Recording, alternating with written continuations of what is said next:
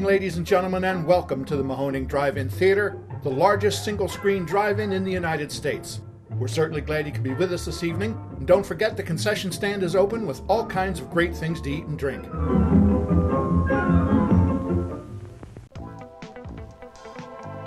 89.3 Mahoning Drive-In Radio, your old friend Virgil back once again for another exciting episode of the podcast. As you guys know, the only podcast dedicated to the love and revival of our beloved drive-in culture, joined as always by my co-host and general manager extraordinaire, Mark. Say hello, my friend. Hello. We are so excited for the 2025 season, which is just around the corner from kicking off. You guys will be hearing this podcast as we promote the May calendar for 2025, opening up a little bit early this year, trying to take advantage of hopefully what will be gloriously warm weather in April. Mark, what do you think? You've been praying to the mother of nature? You know, I found Mother Nature and I slipped her a 20. And 20 isn't as much as it used to. So I tried to just say, maybe it could just rain Monday through Wednesday. That would be great. Yeah. I say it wouldn't be a Mahoning opening if we didn't get at least a little sprinkle or threat of sprinkle. So, yeah, we're really excited to kick things off and for your guys' ears, keep things rolling, steamrolling through May, which is absolutely stacked. We have some returning favorite annual events in May.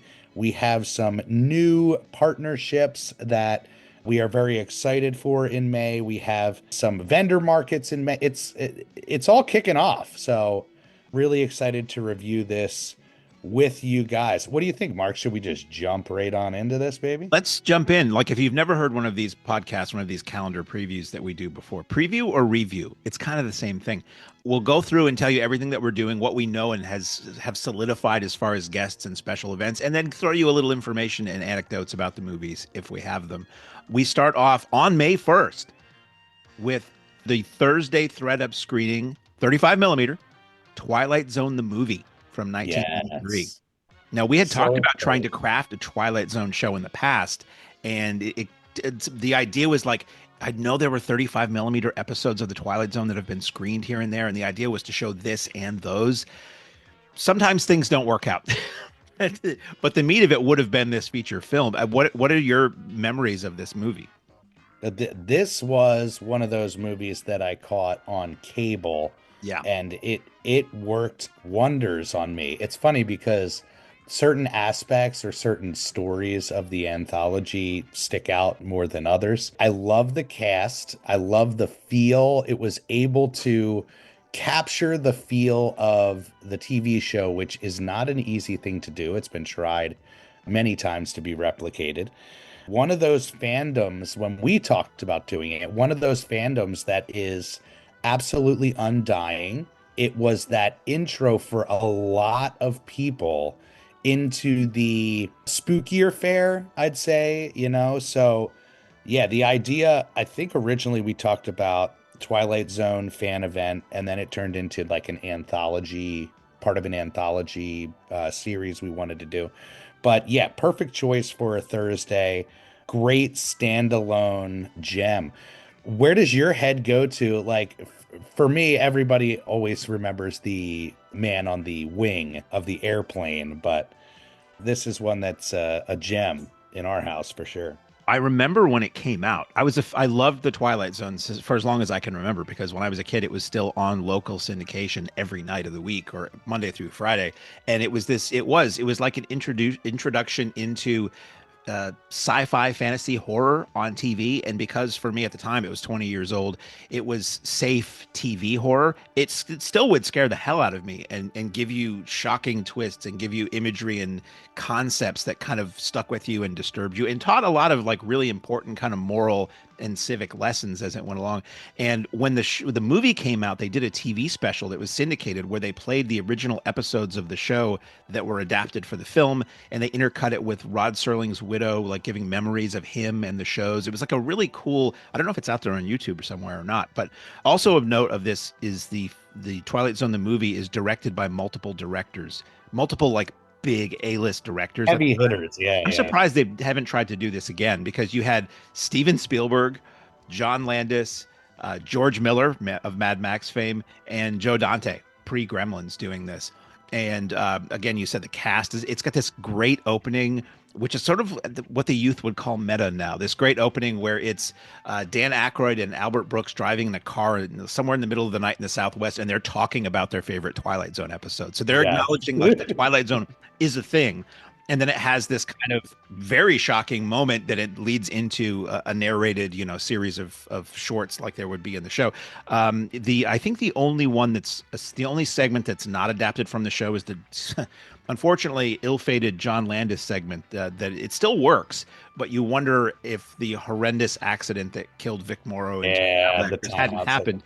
Had that not happened, it would have been interesting to see what that story would have been like. Like, I still get it, but I know there was supposed to be a lot more than that. I think if you look online, you can find the original storyline and stills from scenes that aren't in there and everything. But anyway, I really like this movie. I love horror and sci-fi anthologies.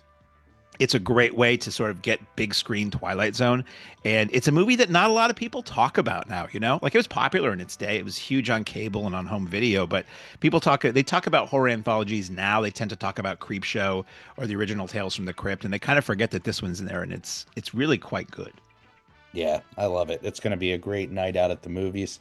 Perfect choice for the Thursday Thread Up series, which, as you said, tries to shine a light on some of those films that might not be the marquee title on the weekend, but will certainly give people a great show. On Friday the 2nd, we shift gears into a proper Coen Brothers double bubble with Coen, Fargo, and The Big Lebowski on 35 millimeter. Right in my wheelhouse, without a doubt. Coen Brothers were part of that, I'd say, indie movement with Quentin and Robert Rodriguez and all those guys that really inspired a generation, including myself. And Fargo was really the one that got me into their work. Seeing Fargo at that time, I was acting on stage. The appeal for Fargo was this insane cast of characters that seem to work perfectly in this nutty setting. So Fargo lives forever in my heart as a Coen Brothers gem. And Big Lebowski, like, don't need to say much about Big Lebowski. The fandom around this movie very much was a weird inspiration on what the Mahoning is. And I'll explain. I guess it started as just a screening, but now it's become a big celebration of Lebowski Fest. And the story I always heard when I was in film school was, yeah, a group of friends just started doing this screening in their basement, and it grew every single year.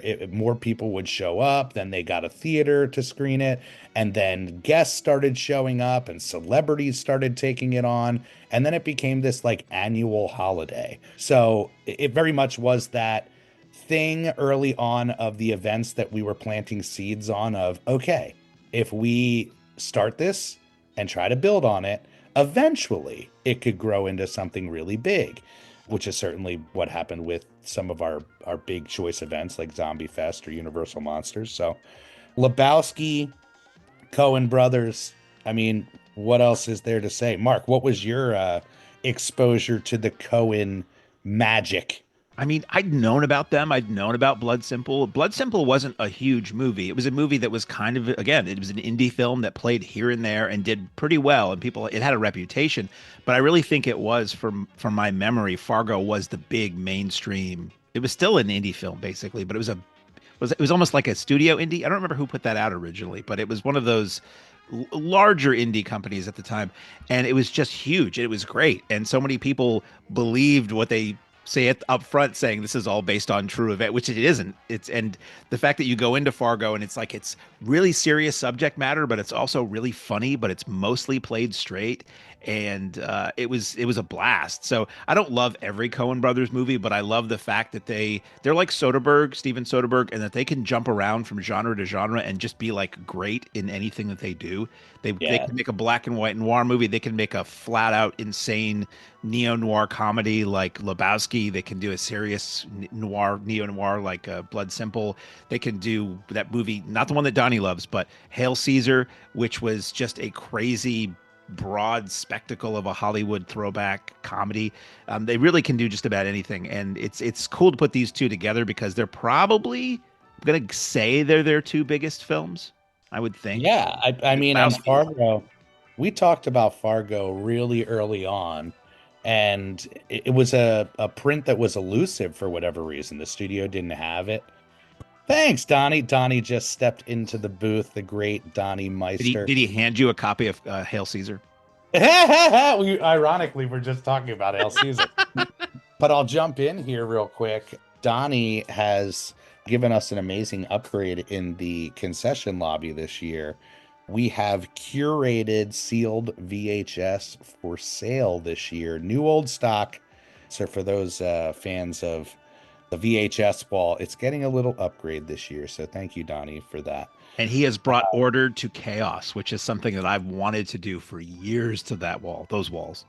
Yes, it's funny. We talked about at one point, like, hey, could we do a rental situation? It's just like, oh my God, now we're taking on the paperwork of rentals and expecting people to return them. So, yeah, it's a nice progression for the VHS wall that we can handle. So, but back to the Coen brothers. Yeah, Fargo was a elusive print, and we lucked out in our roadshow journey by unearthing this in a private collection. So really excited to do it proper. I think really that's the reason that we didn't do it before, was there were just holes in the programming to want to do a 2-day banger or a proper double. I'm trying to think. We did Lebowski plenty of times. We did Raising Arizona when we did our Rage Cage, Nicolas Cage weekend. I'm trying to think, did we do any other Coens? Blood Simple would be great for a Thursday. That's what I was, a Thursday or a Sunday. A lot of movies now, when people suggest them or when we start talking about them, I'm always like, that would be a great Thursday or a Sunday, because they kind of have a little bit of a different vibe, you know.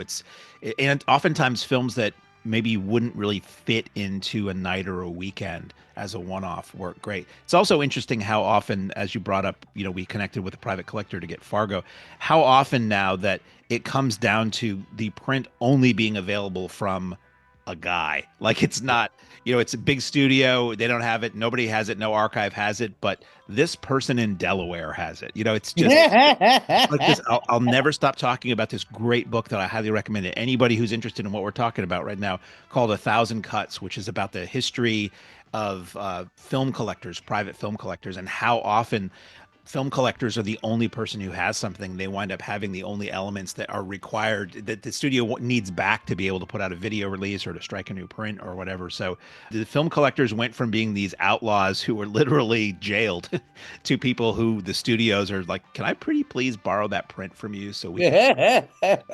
How the tides turn. Yeah. But yes, really excited about Going Coen. Can expect some extra added fun for that one for sure. And then we jump into an annual that is beloved on the Mahoning lot, that has many layers of icing. Muppets Take Mahoning Part 3. Am I right? Up to 3 now? That is 3.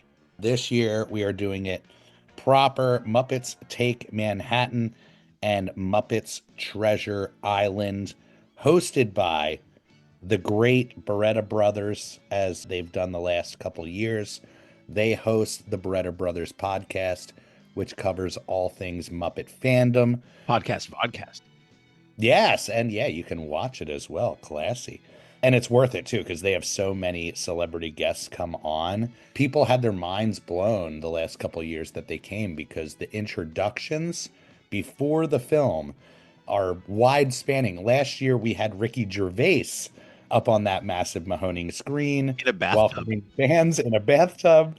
Yeah, it's one of those events that will immediately uplift your soul. Like, it is happiness on display, creativity on display, and a great communal event. I think this year's going to do really well as a single day. And with the choices, Muppet Treasure Island is beloved. So get to have Tim Curry up on that screen before we get to Rocky Horror. So, or after we hit Rocky Horror in April. And I believe Muppet Treasure Island was the first Muppet feature that Bill Barretta had a hand in. And I know Gene also has stories of visiting the set in London.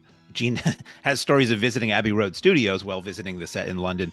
So yeah, that's one that I know. Well, I was just posting today. This is old news by the time anybody hears this, but I was posting our Meet the Crew post for this week with the merch crew, and Vince from the merch crew listed his favorite films, and Muppet Treasure Island is one of them. Yeah, Muppets is an undying fandom and one of those events that as soon as we announced it, we knew that we were on to something. The fact that we have such a direct line to the hardcore fan base and the creative team behind the Muppets just makes this one extra special for everybody involved. Every year, Gene goes above and beyond with curating the food specials. He's going to be doing the poster and the t-shirt again this year. And certainly those introductions are going to be out of this world. So costume contests, we do a variety show. So if you guys want to come and show off your talents, whether it's your Muppetry puppetry, or you can sing some songs. A lot of people did that last year. Really, really fun time. So highly recommend that for the young and the young at heart. Muppets are one of those things like Looney Tunes where at a distance, if you're not really into it, you're like, yeah, that's for kids. But if you watch it and you pay attention, there is plenty of content for grown-ups. And I'm not talking about cussing and crude references. I'm talking about really sharp, smart, biting humor that's within these, cuddly puppets and things like that. And if you love the Muppets, if you like the Muppets, it is a joyous experience to be on that lot because so many people show up with their own either recreations of the Muppet puppets or their own Muppet-like puppets. So there's like puppeteers everywhere. We always talk about the first year we did this, and I walked past this group of people standing in a circle, not talking to each other. Their puppets were talking to each other. Yep. That's the type of stuff that you get. And we do a sing-along at intermission of the Rainbow Connection. It is just, again, one of those nights and events that just will uplift your soul. So do your soul a favor. Come on out. Mark your calendars. May the 3rd, Muppets Take Mahoning, Volume 3. Shifting for May the 4th. May the 4th be with you, or shall we say, may the Schwartz be with you. That's right. Spaceballs, Mel Brooks comedy spoof classic on 35 millimeter. So excited to be bringing this one to the Mahoning, which again has such love around it. We did Young Frankenstein last year, and the Mel Brooks fans came out of the woodwork, and that was like a raucous, hilarious, fantastic night. So our thought for this year was, let's find a way to do another Mel Brooks. When we saw that May the 4th fell on a Sunday, it's like, well, there we go. Finding a way to do it. We can't show Star Wars. That's right. Yeah, let's do it the Mahoning way. We've joked about doing a show that's just like all the Star Wars knockoffs because we can't play Star Wars on film. But yes, this is this year's equivalent of that. Yeah, totally. And we're going to be doing a tie-in with the local business bureau or association. So Main Street will also be celebrating May the 4th, all things Star Wars and Spaceballs for all concerned with us. So where do you fall with Spaceballs? This is one that like we burnt out the VHS tape. It was a uber beloved and quoted film in our household. It's funny, Mel Brooks in interviews recently, and he's still alive. Mel Brooks in interviews has said that he believes Spaceballs is now his most popular film, which is crazy to me because growing up, it was Young Frankenstein and Blazing Saddles. But over time, Spaceballs just hit with that younger generation because Blazing Saddles was spoofing, 40s, 50s Westerns, and Young Frankenstein is spoofing 30s Universal monster films, though those still have a lot of appeal. High Anxiety was spoofing Hitchcock films, but Spaceballs is spoofing sci-fi. And Star Wars is such a juggernaut of a cultural phenomenon that it's still as relevant now as it was when Spaceballs came out. I saw Spaceballs in the theater. I loved Mel Brooks movies. This was the first Mel Brooks movie that I was able to go see in a theater. Yeah. Either History of the World was 81. I wouldn't have been able to go to see that at the age I was, and what the kind of movie that was. I didn't really care about To Be or Not to Be at the time because it wasn't typical Mel Brooks. So this was the first one that I was like, oh my God, the new Mel Brooks spoof movie, and it's spoofing something I know and love. So I had a great time seeing this at a matinee opening weekend. I had the official magazine. They used to do that for a while, like Starlog or somebody would, or Tops would put out these magazines Yes, for, yeah. like behind the scenes and a lot of photos and a lot of articles. So I probably still have that somewhere, Spaceballs the magazine. It's super fun, and people love it, and it's pretty all ages. So it's a good Sunday night fun time. Yeah, I think it'll definitely appeal to the families, and we will be letting people bring out their faux lightsabers and have a good time on the lot. That is an amazing cast, amazing comedic performances. I will be shocked if we don't see a barf on the lot. Depending on what people ingest, you can see. Yeah. I just remembered I saw Spaceballs at my local drive-in for the first time. Wow. My late uncle took me, and the first film was Poltergeist 2, which by that point had already played on cable. So it was just like, we need some other movie to show. And it was the worst print I've ever seen at a drive-in. And this is back when film was still all anybody was running. It was so splicey and scratched and choppy. I remember it cutting from like the middle of one scene to the middle of another scene. And then Spaceballs came on, and at that point, our drive-in still had speakers, but it was only for the first so many rows. And farther back, you had to use your AM radio. And the station, it was either my uncle's radio or their broadcast frequency, but we couldn't pull the whole thing in very well. So we were hearing, like, I didn't know until I watched it on home video that there wasn't like a Van Halen song in the middle of the movie. We were sort of half getting a rock radio station. So it was like a nonstop 19, what was this movie? 87, 88? Yeah. 86, I don't remember. It was a nonstop rock radio hits under the soundtrack to Spaceballs. So I had to kind of have that conflated in my mind. But anyway, drive-in memories. That is awesome. Let's talk about Tobe Hooper's Funhouse, which we are screening on the 8th for our Thread Up Thursday series. We had the best time ever screening this at Somerville Theater with our friends on the road show. So much so that it's like, oh my goodness, we need to bring this to the Mahoning, and soon. So, yeah, what can we say about Tobe Hooper's Funhouse? It is an all-out ride, and watching it with an audience, this feels like Tobe Hooper being like, okay, I just had insane success. I'm going to do what I want to do and pull out all the stops on the most insane, campy, fun horror movie that I can think of and conjure. And this one delivers on all fronts. Why don't you give a little breakdown of what this movie is? This is from 1981. It's a Universal picture. 1981 being like an iconic year in 80s horror for just the proliferation of slasher movies that came out. And the basic story, I'm not going to tell you the whole story. The basic story is that a bunch of friends go to a carnival, cheesy, sleazy carnival. You've got your dancing girls, you've got your freak show, you've got your fun house, you've got your rides. They decide they're going to spend the night in the fun house. So they go through, it's a dark ride where you get in the little seat with wheels, and it's like a little love seat on wheels, and it takes you through the twisty turns. They hop off at one point, and they're hanging out, and they see something they shouldn't have seen after hours. And the person who perpetrates that thing that shouldn't have been seen decides to get, not to get revenge on them. That person decides to take them out. So there's real life horror in the Funhouse. It's a really fun movie. It's really well made. And it's fucking scary. Like, I gotta say, like, it is creepy. Yes. And it's got a monster. It's got a new Universal monster in it that will be represented on Tom Bafulco's That Madman is doing a poster for every Thursday Thread Up, and they're designed to look like old Topps trading cards. And he just showed us the one for the Funhouse, and it's pretty cool. A home run. I can't wait to unveil that on people. The collector appeal here at the Mahoning, it's runs very deep. We're all physical media fans. We've been doing posters and t-shirts and collectibles since the very beginning. So the idea that if you come to every Thursday show, there will be a collectible poster that goes in like a set throughout the whole year. So huge hats off to Tom, as always, for all of his insane hard work. Our Bacon Bits 2-day event highlighting the amazing Kevin Bacon, local to Philadelphia, Kevin Bacon.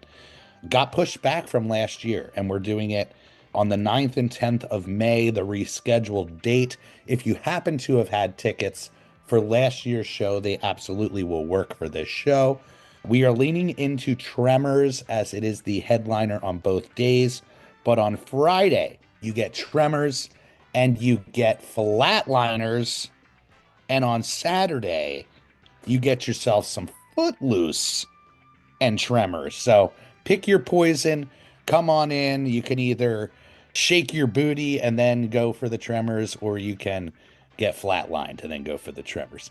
Where do you stand, Mark, with not just these movies, but the almighty Kevin Bacon? He's pretty cool. I mean, he had this 6 degrees of Kevin Bacon thing built around him, which kind of turned him into a joke. But he's got a really great sense of humor about It's everywhere. himself and that whole thing. He's been in a million things. He can do comedy really well. He can do horror. He can do drama. He can do musicals. And we show a little of that versatility with these films. I saw Flatliners opening weekend in the theater. Thought it was really cool at the time. Very stylish. And was remade recently, and that I'm sure that is news to just about everybody who just heard that. Like with most remakes, they get forgotten immediately. But the original, it's a really fun idea where these medical students find that they can basically, under medical supervision, they can kill themselves or let themselves flatline, as it were, and they can go to life after, they can experience life after death, and then one of them, after a certain amount of time passes, they can be brought back to life, and they do that, and strangely, tampering with such things yields not positive results. Who would have thought? Who would have That's thought? such a cool high concept Yeah. idea that you can see why they remade it, but holy shit, was that movie terrible.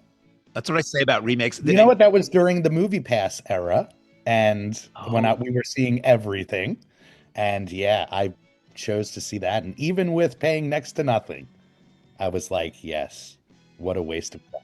The cast in the original Flatliners, you have Kevin Bacon, you got your Julia Roberts, you got your Billy Baldwin, you got your Oliver Platt, you got your Kiefer Sutherland. Yeah. And I'm probably missing somebody. Yeah, it is a stacked cast, and one of those movies that, again, it's very of the time. You can tell by all the mullets in it, but it is such a great high concept movie that is worth revisiting and shows a different side of Bacon than you see in both Footloose and Tremors. So showing the range, sometimes you get your bacon floppy, sometimes you get your bacon a little extra crispy. There's all sorts of variations. I was just going to make a joke about Kevin's bacon as seen in Wild Things. I think in that you get your bacon floppy. There it is, Lehighton lady. If this show does well, every time we do a show that's centered around an actor or a director, immediately people are like, you should show this. You show all these things you haven't said you're just about to show. And the answer is, if it does well, we clearly have plenty more Kevin Bacon movies we can show. So come out and support this, and you might get your Wild Things, and you might get your Animal House, and you might get your what's that movie where he kicks the basketball and it smashes the window, and that's all I remember about the film. Stir of Echoes. Up there. You got your air up there. You got your Stir of Echoes. It's endless. That's why you can do the 6 degrees thing with this guy. So hopefully this does well, because there's a lot more we'd love to play. So we talk about shows and potential shows throughout the entire year, even in the off season. And this is one that came up a couple times, and Mark and I connect because we both love this movie so much. It really does marry an era that I'm obsessed with movies, as well as an era of music that I am obsessed with. So Almost Famous is our first Mahoning music series title of 2025, and we are doing it legitimately on the 11th of May by having a live cover act come out. So you guys will be able to hear some classic rock tunes played at sundown, and then you get into, in my opinion, one of the greatest rock movies out there. So I know how you feel about it. Why don't you break it down a little bit on how you were exposed to Almost Famous? Indecently. I love this movie. I went to see this at the Fenway Theater in Boston years ago, which I don't think even exists anymore. On there, they had something they called the monster screen, which referred to the green monster, the big wall at Fenway Park. And it was just a giant, before IMAX was everywhere, it was probably the equivalent of an IMAX screen. And I remember the concert scenes. The sound was so good and the image was so huge and good. It felt like you were at that concert. I fell in love with this movie because I love that era of music. It's an era where people were really passionate about music, took it really seriously, and some of the best music like ever came out. So the story is it's written and directed by Cameron Crowe, and it's based on his own experiences as a very young reporter for Rolling Stone. Young guy gets a gig with Rolling Stone. They don't know how old he is. They don't realize he's like a teenager in high school, and he goes on the road with this band, the band from the movie, and he gets to befriend and meet the people in the band. And he gets to meet famous band aid, not a groupie, Penny Lane, portrayed by Kate Hudson in her star-making performance. And it's a great cast. It's a lot of people before they were famous. Like you watch that movie now and you're like, oh my God, it's Jimmy Fallon. And oh my God, it's so-and-so. It's so good. It's a mix of original songs for the film that were written by a mix of people, including Nancy Wilson of Heart, who's married to Cameron Crowe, and Peter Frampton. Fever Dog, a great song. The band in the movie is called Stillwater. And there was a nice deluxe DVD that came out years ago that I have. It's the most recent edition I have of it, and it came with like a 6-song EP, all the Stillwater songs from the movie, packaged like it's a little album. I think they've since actually pressed it on vinyl since then. But it's a mix of this original music and vintage music from the time. It is one of the best evocations of the 70s I've ever seen on film. It's a super cozy movie. I love it to death. It's very funny. It's very dramatic and moving, and I could go on endlessly. Philip Seymour Hoffman is phenomenal in it as Lester Bangs, the actual person who was a rock writer for I think Crawdaddy and some other magazines. If you've never seen it, oh my God, you need to see this movie. I watched it again recently, and I like know every word and every nuance, but I love it so much. There's an excellent deleted scene that I don't know if they've ever married the audio to the image for subsequent releases, but on the one that I had, basically to convince his mother, portrayed by Frances McDormand, to let him go on the road with these, heathen rock and rollers. And she sees no value in rock and roll music. She thinks it's just degrading and it's awful, and you should focus on the classics and Shakespeare and culture and things. He plays for her in its entirety Stairway to Heaven. And over the course of that song, you see her come around to understanding, okay, there's something to this. And on the DVD, you had to basically cue the music up yourself. They was basically like hit play now, and you could basically look what Riff Tracks does. It's separate from the audio from the copyright material they couldn't use. But I actually ripped that scene from the DVD and made my own. I have my own DVD that's just that scene that has Stairway to Heaven on it. But somebody done that on YouTube at this point. But I could go on and on it. I feel like, did we not run this before? We've never run this before. We've talked about it. I feel like we talked about this with Jeff years ago, but maybe I'm thinking. Yeah, and it was on the calendar a couple times. We never got around to it for whatever reason. But I liken this to Dazed and Confused. It's an ultimate hangout movie. When you put this movie on, it's like visiting old friends. You very much want to like live and be a part of this era that you just weren't able to be a part of. I just missed it. Like, this is one of the things I talk about a lot, where I grew up in a period of time where there were people who all my family all around me lived through these eras that I wished I had been around for. The debris of the era was still around. I bought all those 70s records very inexpensively. You could still find old Rolling Stones and old old like rock posters and stuff. It's just like you could almost smell the era. And if you're talking about Almost Famous, it's pretty specific smell. But when you see the young William Miller being given his sister's copies of the Who's Tommy and stuff, and he's like holding it by the edges and he's looking at the label, it so speaks to me as a record collector. Like, again, I didn't live through that era, but I felt like I just missed it. Like my hand almost grabbed the handle of the bus as it was pulling away for that. So it's a great trip back for people who lived through it, for people who wish they lived through it. And I got to say, every time I look at the photo of Kate Hudson that Andrew used for our event poster for this, I just see Nancy every time. Yeah, Fancy will definitely be dressed up as Penny Lane without a doubt. That's actually our anniversary night. So to be able to be on the lot and hang and watch that movie, that means so much to our relationship. We always say, like, we're old souls, very much like you. And in that way of if we had a time machine, it's like this would certainly be our hippie era. Shifting gears again, keeping our Thursday Thread Up series rolling on the 15th with a rare screening of Heavy Metal. We tried out our backsheet or bust weekend last year or night last year, which went incredibly well and set off that light bulb that, hey, we should really try to bring animation whenever we have the opportunity to do so. And Heavy Metal is certainly what we would call a Mahoning movie, an alternative title, maybe not what you would see at your local showplace, but makes total sense for us. Talk about an all-star cast, a kick-ass soundtrack. My exposure to this was definitely on VHS, and it was a total discovery. One of those movies that I didn't think it was going to be what it was, but where do you fall with Heavy Metal and your exposure to Heavy Metal?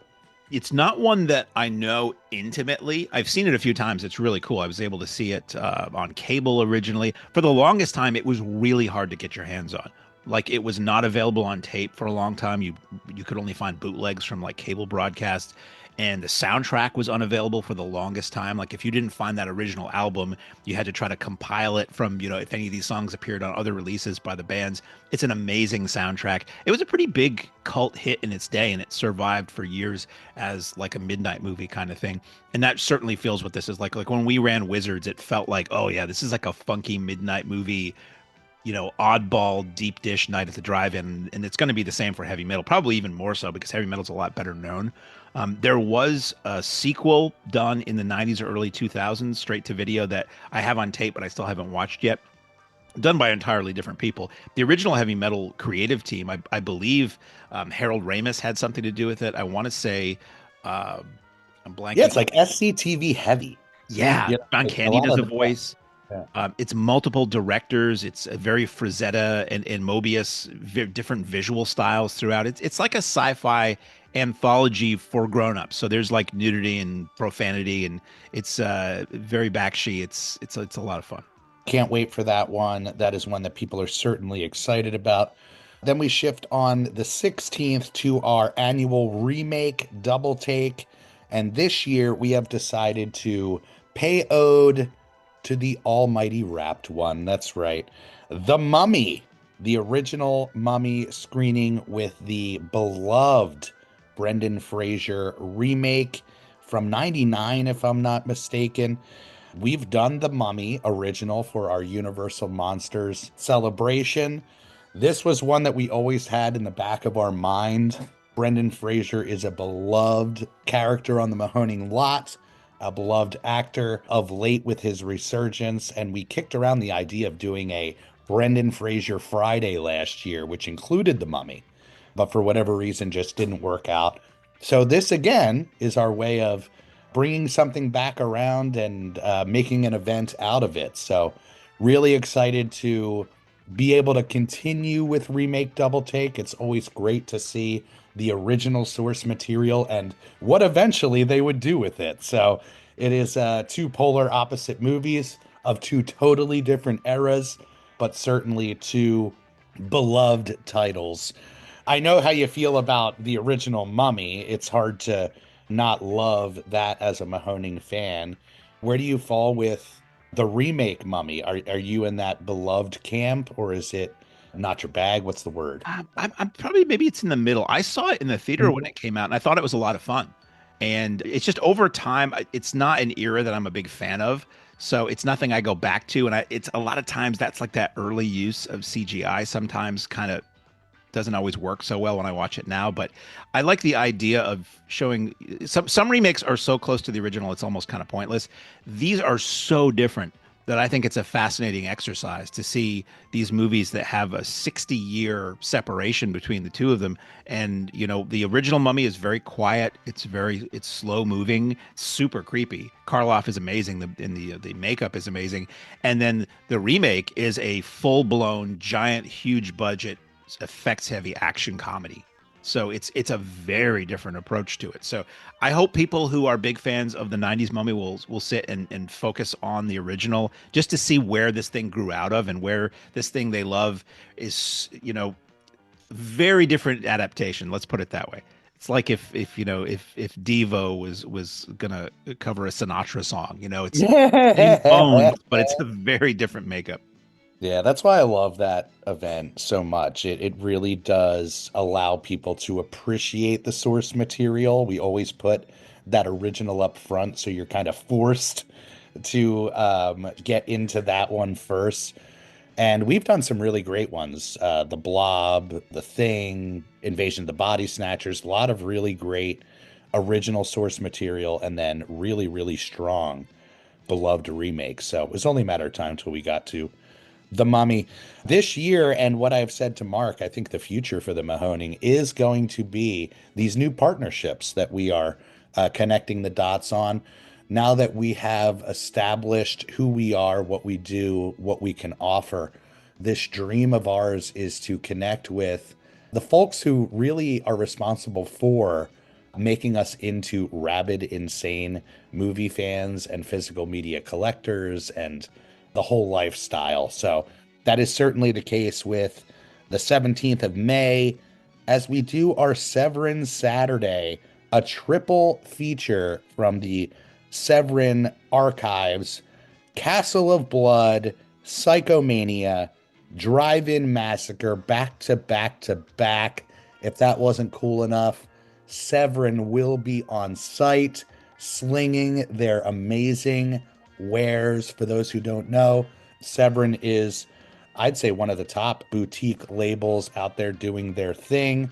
And huge hats off to AGFA for helping us out with this event, as well as Exhumed Films for helping us source all of those prints. So, going to be a really, really fun fan experience. We got a couple of really good ones like this year. Mark, how excited are you for this Severin Saturday? This season is just insane with the partnerships. Personally, for me, this Severin show started out as something else that we'll eventually talk about maybe in a Patreon episode, and it wound up being this. And it's the titles. Basically, we were planning on doing something very specific, and that fell through. So I just looked at their complete catalog and I matched it against film prints I knew we could get, and we said to Severin, "What would you like to show?"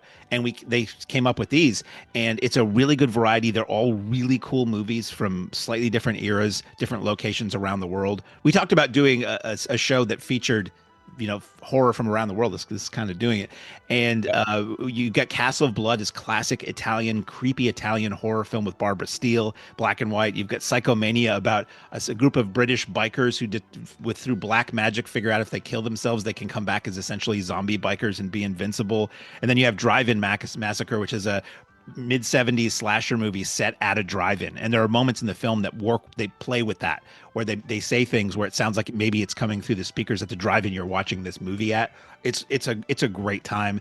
Severin is amazing. Their catalog runs super deep. They put out the recent Russ Meyer reissues. They put out the amazing Bruceploitation box set. They're one of my favorite video labels, so to be able to work with them is phenomenal. They told us they're going to have like 3 tables filled with DVDs and Blu-rays and 4Ks that they'll be selling, and have specials and all kinds of cool stuff, merch. So I can't wait. Just as a consumer, I can't wait to come to this show, because there's several titles I don't own yet that I would like. And hopefully this goes well and this can become maybe an annual, because they have so many great titles and they're just one of the coolest companies to be associated with. Yeah, it's one of those partnerships that's a match made in heaven, and the fact that we get to bring them out on the lot and share our audience with them, we know that our fans are going to eat it up. So a lot of excitement around that event as we just announced it. Again, kind of a pre-VHS wet your beak, and we have a couple of those again this year. So stay tuned. Lots of fun stuff coming, and lots of partnerships that we have not even announced yet. So it's a very horror-heavy weekend, as Sunday we close things out on the 18th with our new Shock Stock Up Market. That's right. Featuring popcorn with the great Jill Sholin, who we love, friend and family member here at the Mahoning Drive-In Theater.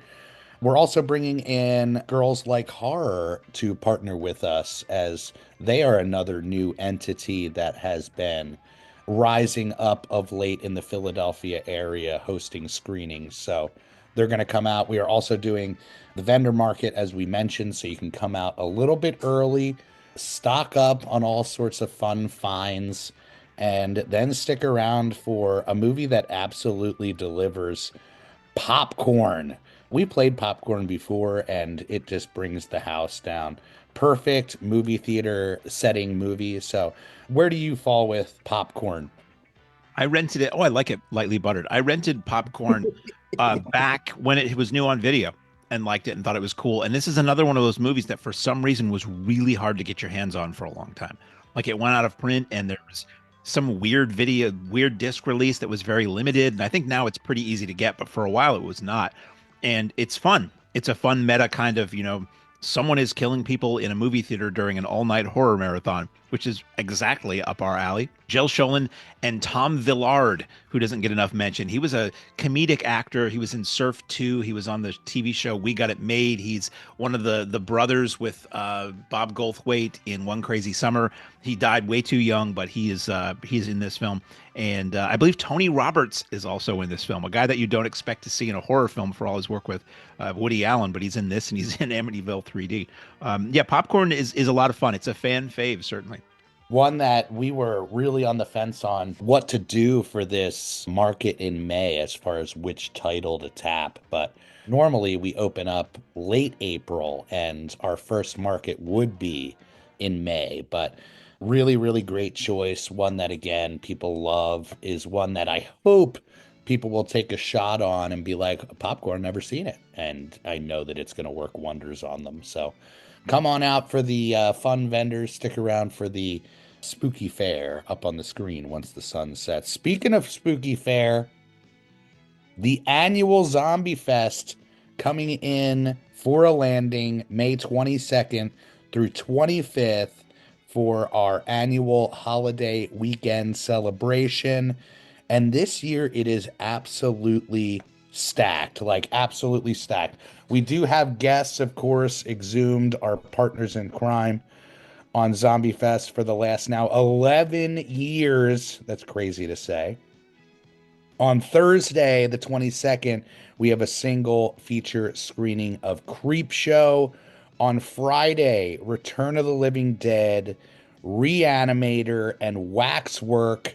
On Saturday, City of the Walking Dead, Burial Ground, Night of the Zombies. And on Sunday, which I always say is the day worth sticking around for, Night of the Creeps, Return of the Living Dead Part 2, and Beyond Reanimator. Really excited for this one. And worth mentioning, the guest of the weekend, only there on Friday, Tom Matthews, star of Return of the Living Dead, among many other things. How excited are you for Zombie Fest, Mark? You always say, Zombie Fest is where the season really kicks off. I don't know if that's true this year because we have so much before that, but Zombie Fest is traditionally the first really big event of the year, the big annual event of the first annual event of the year that really brings people from all over the place to fill the lot. It's just, it sounds weird to say this about an event that's about, undead creatures eating human organs live, but a Zombie Fest, it's a cozy feeling. Hey, it's Zombie Fest time. Yeah, it's our peeps all coming together. Yeah. You can't. I mean, Tom Matthews is great. He's in Return of the Living Dead and Return of the Living Dead 2. He's very funny in both of those films. He's also in Friday the 13th 6. So he's got some like serious horror cred, and it's going to be very cool to have him out. I've met him before. He's cool.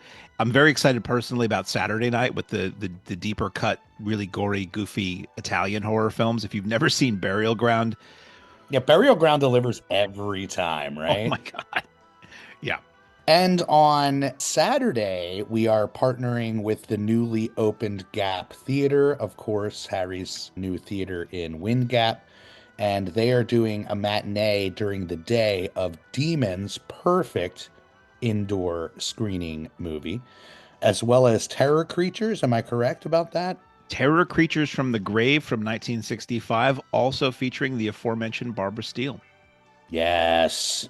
So yeah, really excited about that. It's going to be like a fully well-rounded weekend celebration of the undead, bringing back some die-hard staples without a doubt, as well as continuing to dig deeper into the well.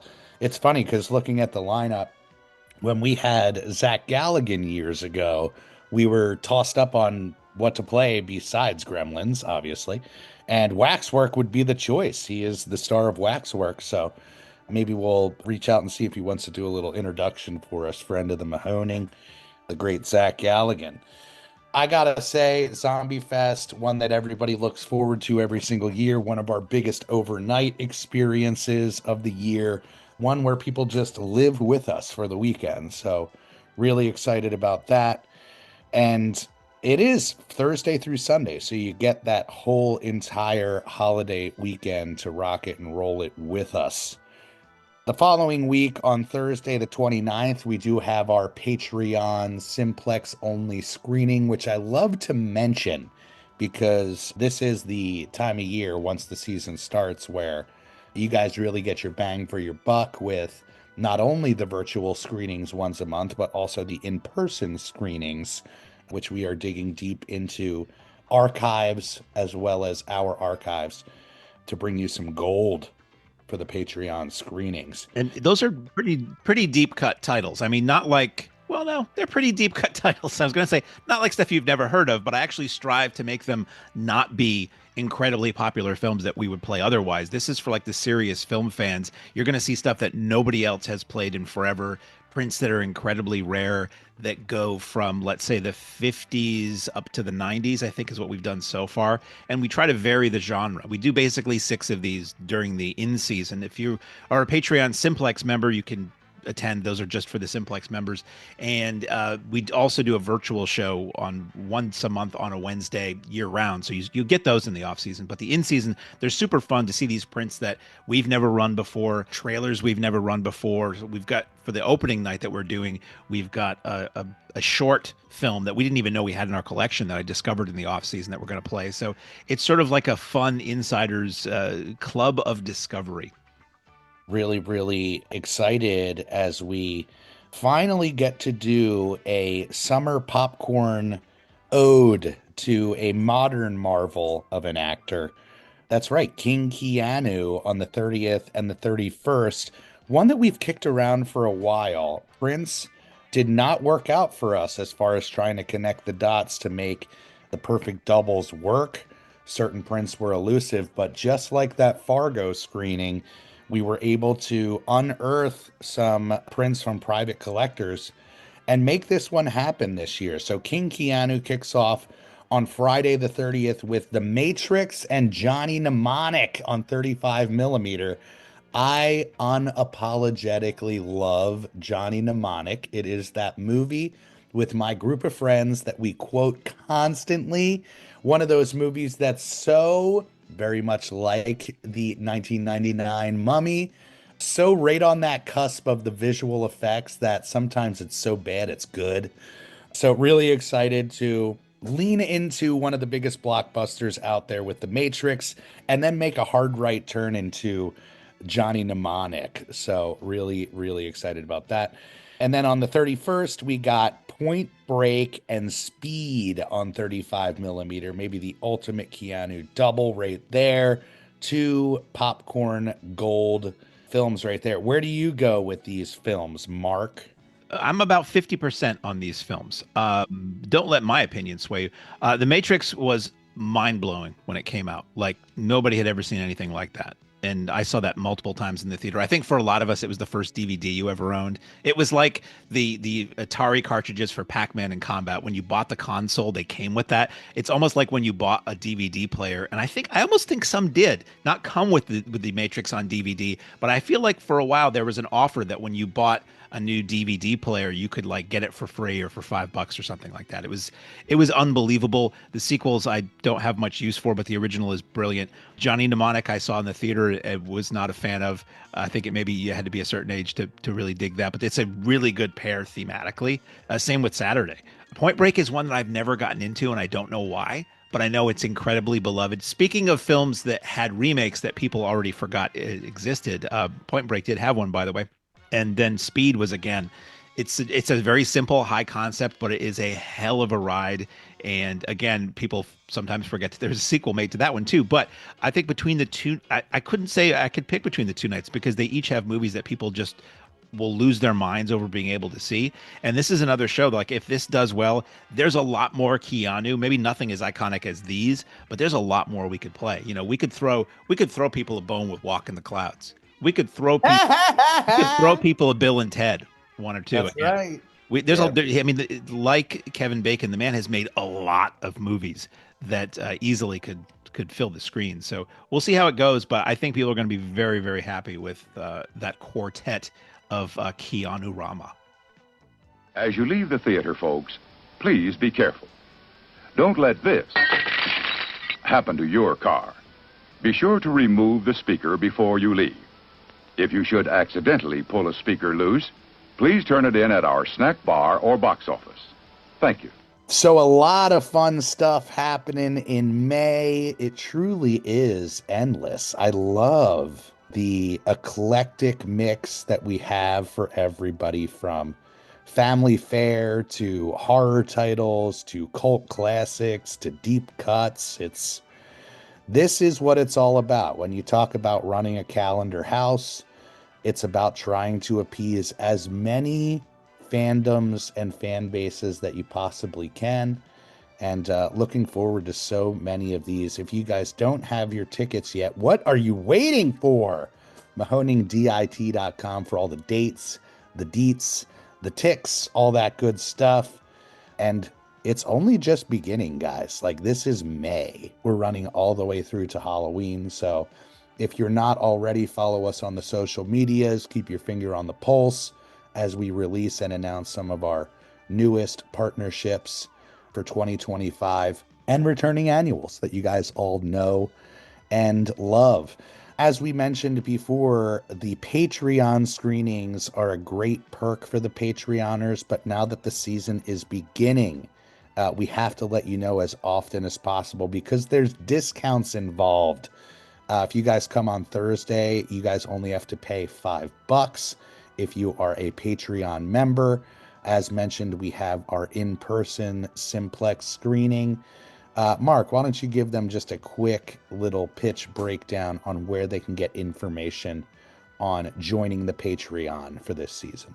Certainly. If you go to patreon.com/Mahoning Drive-In, you can see we have 3 tiers, not things that roll down your cheek when you're sad or extremely happy, but 3 levels of membership. It is a $4.99, a $9.99, and a $19.99. Each give you different additional perks. Every tier that goes up contains everything that was present in the tier below that, and it's like exclusive videos, exclusive podcasts, Q&As, photos, writing, all kinds of stuff that you don't get anywhere else on our main socials. But also, it's just in terms of financials, you'll get occasionally exclusive merch too. Financially, you get discounts. There's a discount for, if you're a Patreon member at all, you get a discount on food and merch at the drive-in. If you're a Simplex member, you get an enamel pin every year that's different and exclusive that we don't sell or give away anywhere else, and all kinds of fun stuff like that. It's a way to support the theater year round. It certainly absolutely 100% helps keep us paying the bills and paying professional fees and memberships and insurances and all that stuff that we still have to pay even when we're not open for 6 months every year. And it's just a fun, we call it the Drive Insiders. It's a fun little insiders club. We have a really good time, and we try to give you much more in value than you pay into it. Yeah, which you absolutely get. Huge hats off to our Patreon members who support us throughout the entire year. And our whole thing is giving you the bang for the buck, whether you're on the lot or you're not. And the Patreoners love this subscription service. So jump on in, join the Insiders Club, and get more out of life when you go out to a movie. When you go out to a movie. That's right. All right, guys, we love you oh so much. We will see you on the drive-in lot very soon. As always, Jeff, take it away, my friend. Ladies and gentlemen, thanks again for coming out tonight to the Mahoning Drive-In Theater. We hope you'll come back and see us again real soon. The exit is on the right-hand side of the screen at the front of the field, and most importantly, have a very safe trip home. Good night, and God bless you.